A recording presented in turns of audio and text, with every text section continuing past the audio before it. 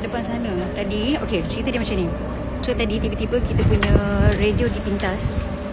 Dan ketika itu tim daripada pihak Israel suruh kita stop dan jangan masuk ke kawasan mereka. Kemudian kita punya ketua memberitahu kita humanitarian aid. Kita hanyalah membawa makanan dan bantuan, dan kalian telah membuat genosida ni terlalu lama. Banyak sebenarnya orang yang telah pun terbunuh disebabkan oleh korang. Macam tu lah lebih kurang.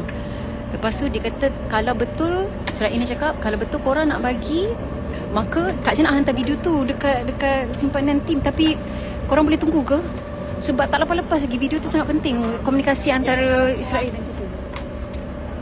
Lepas tu pihak Allahumma salli ala sayyidina Muhammad, Allahumma salli ala sayyidina Muhammad, pihak daripada tim kita nak teruskan. And then dia cakap kalau betul kamu nak teruskan, kamu hantar je dekat pangkalan kami, nanti kami sendiri akan bagi. Memang tak lah, memang itu ada satu penipuan yang sangat-sangat besar lah. Waktu itu memang tidak ada internet sama sekali. Dan waktu tu Kak Je macam Allah, macam mana nak hantar maklumat ni, macam mana nak hantar maklumat.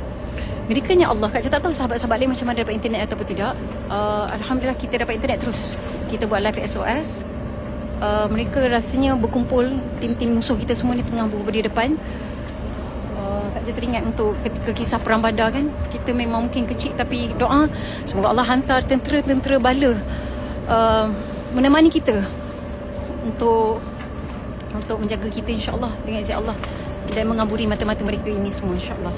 So mohon tunggu, Kak Je nak